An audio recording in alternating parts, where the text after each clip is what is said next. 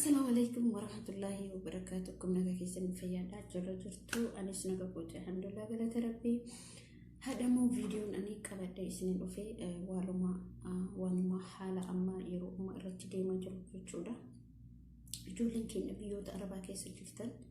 يرو باتن يرو قلت وفي كن جمع قودا مالي في حالي أما باقي والفاتات جرا أكو ما جرا أكو أودي فنو لجنوتي بيوتا سعودي بيا سعودي كان كيستي بعدتي أكسمتي جميع فوفا هنا بدا هم بينو برو جولين كنا وروني على جرتان وروني الدور جودي جرتان وروني إجازة بايوفت يا على جرتان إجازة رجلي دابدا عرب الرت اللي ديبي سوفيا لنا وروني من أنا ما كيسد ليدن وفي كنونا أوبسان يو أوشيتا ويركيتني أوبسا جولي من عربا دليدن كيسد ويجودا جري أما سبب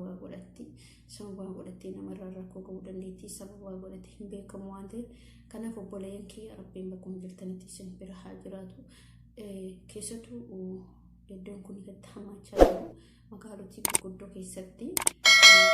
أكسوما رياض جدا مكة جتشولا بيوتا كان كيسدي أما جاجرتي جتشولا كوانا كمالي أما جاجرتي كمان وان همات كناف إسن اللي ربينكي إسن حائبو واني جدا موانت برانجور والغرفة جولا أمتك إنما نهيدا كيس جرا كلا أمو وروني ميديا غربودا أمتك أنا جالسينا الإفتاني جرتن جتشولا راندو باتاني أنا اللي أما هنگا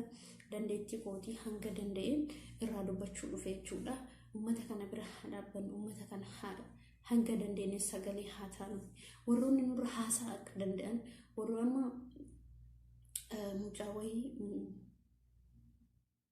abdii koomadi jedhama na fakkaata mucaan sun erga mana hidhaa seenii sadaffaa xumuree jira. Mucaa kana namni sagalee ta'e jira, namni dubbatu jira, isa bichaa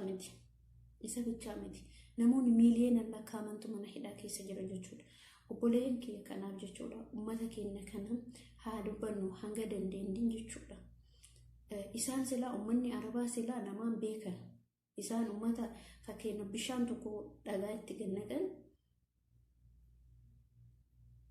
dhagaa san hin jechuudha. Bishaan ummanni arabaa akkasii jechuudha. Ummata hin dhageenye ummata si jalaa dhaga'uu hin dandeenye kanuu dubbatu kanuu dhaabbatu silaa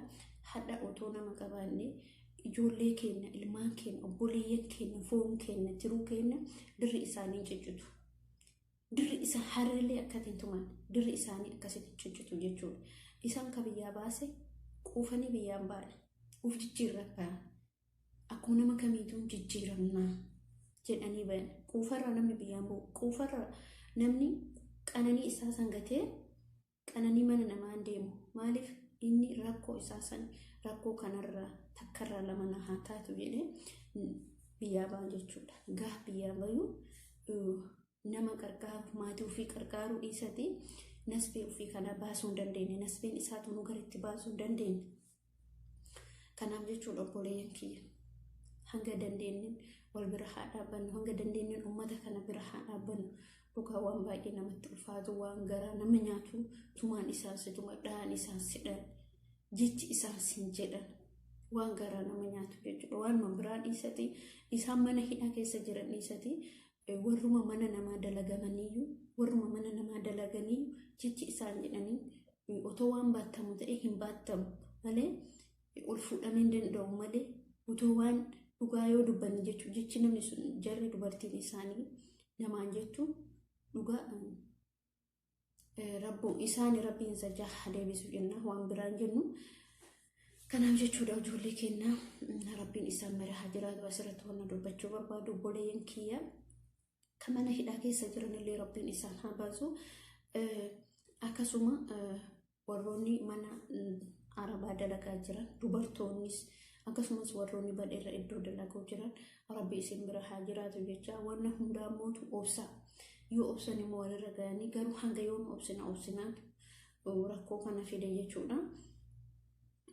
Haalli amma keessa jiramu baay'ee ulfaataadha. Qabaa namaatti jirti wanti ati waraqaa qabdaa ati hin qabdu qaama qabaatti qabaachuu baatte kun amma gara tokkoon immoo ummanni kun faayidallee barbaadaa jira. Maaliif duraan jechuudha duraan yeroo nama qaban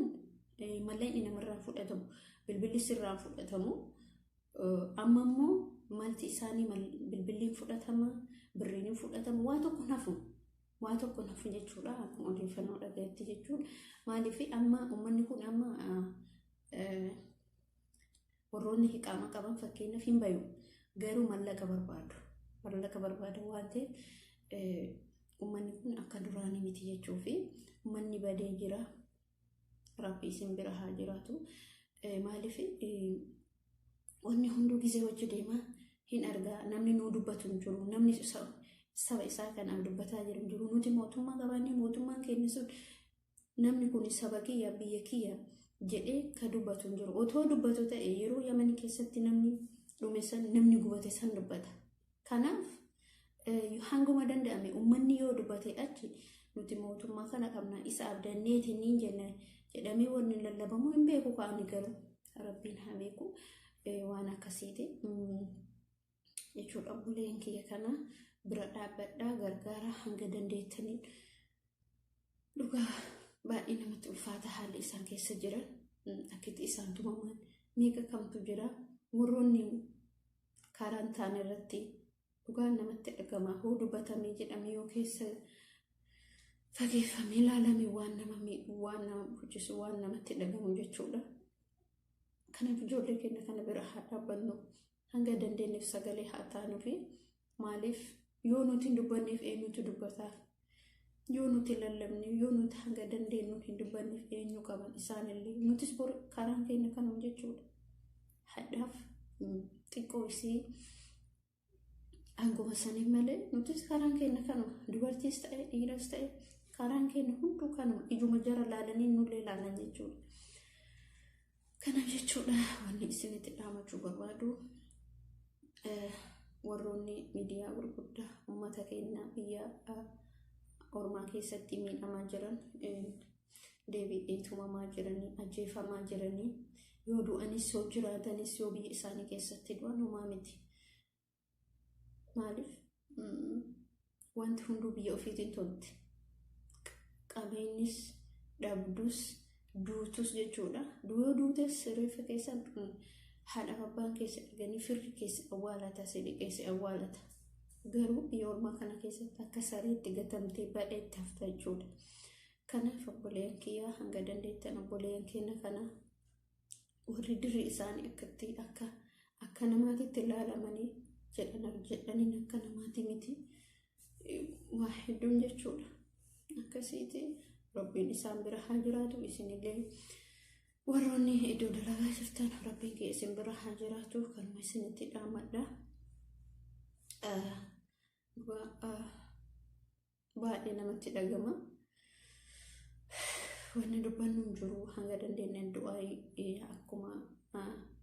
amantaa kamiin du'aayii goonee fi uummata keenya kana uummata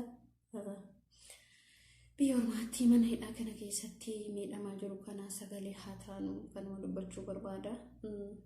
obboleen kiyya hin callisinaa hanga dandeettaniin iyyaa fi iyya bayaa fi lallabaa fi uummata kana uummanni kun baay'ee gara nama nyaataa uummanni keenya miidhamee jira hadha sababa godhamee rabbii sababa godhee dubbatame malee warroonni san dura qabamanii mana hidhaa keessatti dararamaa jiran miiliyoona meeqa kamtu jira kakara Yamaniitti seenanii karaatti qabamanii miiliyoona meeqa kamtu jira